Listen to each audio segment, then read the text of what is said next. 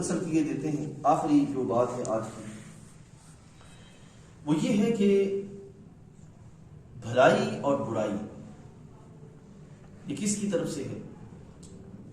یقیناً ہم جب ایمان کی صفات جو ہیں وہ پڑھتے ہیں اس میں آمنت باللہ و ملائکتہ و کتبہ و رسلہ والیوم الآخر والقدر خیرہ و شرہ من اللہ تعالی، یہ ہمارا عقیدہ ہے کہ خیر اور شر یہ کس کی طرف سے؟ خیر اور شر کس کی طرف سے؟ اللہ جل وعلا کی طرف سے. لیکن جب بھی ہمیں کوئی بھلائی پہنچے تو ہم یہ کہیں گے کہ یہ اللہ کا فضل ہے. جب بھلائی پہنچے تو کیا کہیں گے؟ اللہ کا فضل ہے. اور جب کوئی برائی آن پڑے، کوئی نقصان آن پڑے، کوئی مصیبت آن پڑے، کوئی تکلیف، کوئی بیماری آن پڑے، تو یہ نہیں کہیں گے کہ یہ اللہ کی طرف سے، بلکہ یہ میرے نفس کی شامت ہے. یعنی کہ برائی کی نسبت اللہ کی طرف نہیں کریں گے، اللہ تعالیٰ کی ادب کے خلاف، اس کی بارگاہ کی ادب کے خلاف، یہ میرے نفس کی شامت ہے. اللہ تعالیٰ معاف فرمائے اس انداز کے ساتھ. ٹھیک. اب یہاں پر تھوڑا سا تقدیر کا معاملہ بھی بیان کیے دیتے ہیں آپ. تقدیر جب ہم کہتے ہیں کہ مقدر پہ لکھا ہوا ہے، یہ تقدیر کیا ہے اختصار کے ساتھ یہ بھی سنتے جائیے. اللہ جل وعلا نے جب اس کائنات کو تخلیق کرنے کا ارادہ فرمایا تو اس نے اپنے فضل سے جتنے وہ ذرات جن سے انسانوں کی تخلیق ہونا تھی، اللہ جل وعلا نے ان سب کا اپنے فضل سے جو ہے وہ مشاہدہ فرمایا. ٹھیک ہے، وہ ذرات ان کا مشاہدہ فرمایا، اور ان ذرات میں جو کچھ تھا یعنی کہ جس سے آگے انسانوں کی تخلیق ہونا تھی، ان ذرات کا مشاہدہ فرما کر رب کائنات جل وعلا نے ان کو اپنے علم ازلی سے جانا، اور ان کو جو کچھ اس ذرات میں جو کچھ تھا کہ جو اس نے کرنا تھا وہ سارے کا سارا اللہ تعالیٰ نے وہاں پہ لکھا. تقدیری ہے. اب دو چیزیں، ایک یہ ہے کہ اللہ تعالیٰ نے لکھا اور جو لکھا وہ انسان نے کرنا ہے، ایک یہ. دوسرا یہ ہے کہ اللہ جل وعلا نے اس جو ذرہ تھا اس کا اپنے علم ازلی سے اس میں جو کچھ تھا اس کو جان کر جو کچھ اس کی خاصیت تھی، کیفیت تھی، جو کچھ اس میں حالتیں تھیں وہ سب اللہ تعالیٰ نے لکھی. سمجھا کہ یہ دو الگ الگ چیزیں. ٹھیک ہے. اب یہ نہیں کہا جائے گا کہ جو کچھ لکھا ہے بندہ مجبور ہے، نہیں، نہ بندہ مجبور ہے نہ بندہ مطلقاً آزاد ہے. ان دونوں کے درمیان ہے، نہ مجبور ہے نہ مطلقاً آزاد ہے، دونوں کے درمیان ہے. اور اس پر ایک روایت منسوب ہے حضرت علی مرتضیٰ کرم اللہ وجہ کریم کی طرف کہ مولا کائنات کرم اللہ وجہ کریم کی بارگاہ میں ایک فرد نے سوال کیا کہ حضرت یہ بتائیے کہ انسان کتنا آزاد ہے، اس کے پاس کتنا اختیار ہے؟ تو آپ نے ارشاد فرمایا کہ یوں کرو، اپنی ایک ٹانگ اٹھاؤ. اس نے اپنی ٹانگ اٹھائی. اس کے بعد آپ نے ارشاد فرمایا کہ اب اپنی دوسری ٹانگ بھی اٹھاؤ. تو دوسری نہ اٹھا سکا. تو آپ نے فرمایا بندے کے پاس اتنا ہی اختیار ہے، بندے کے پاس اتنا ہی، اس حد تک ہی اختیار ہے.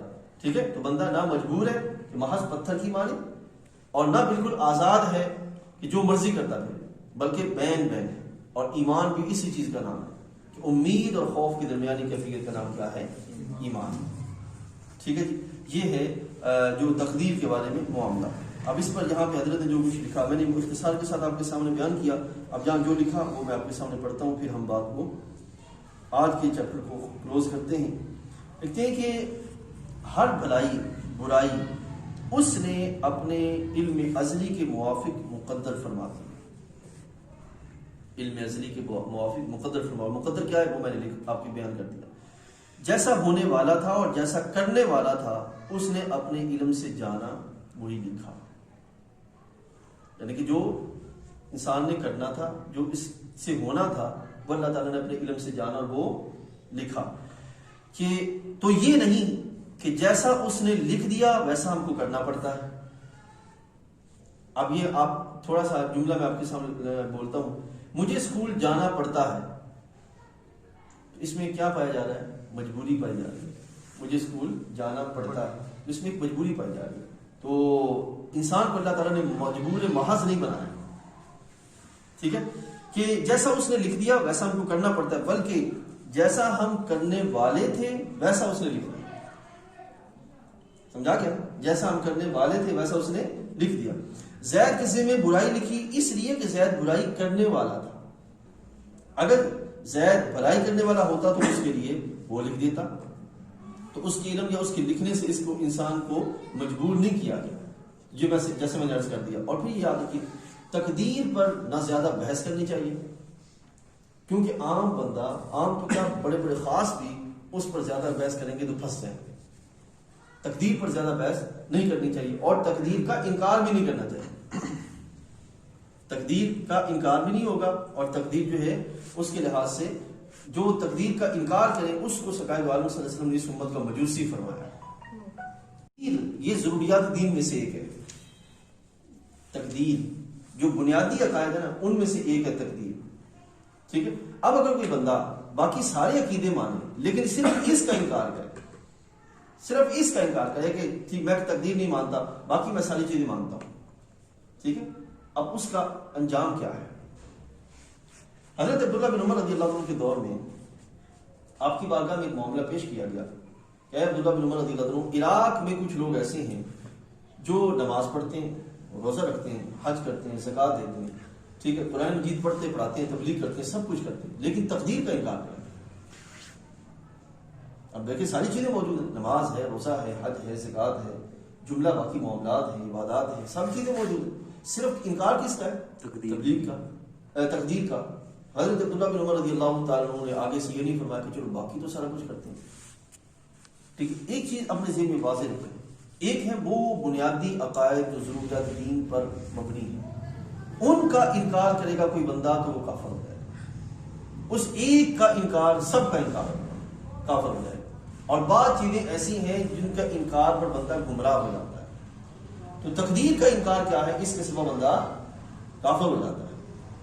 ٹھیک ہے. حضرت عبداللہ بن عمر رضی اللہ عنہ سے جب پوچھا گیا تو آپ نے ارشاد فرمایا کہ ان سے جا کے کہہ دو عبداللہ بن عمر رضی اللہ عنہ ان سے بری ہے، بیزار ہے، ان سے عبداللہ بن عمر کا کوئی تعلق نہیں. اب عبداللہ بن عمر رضی اللہ عنہ حضرت عمر کے صاحبزادے اور اس امت کے جگہ علماء میں سے ایک ہے، صحابہ میں سے.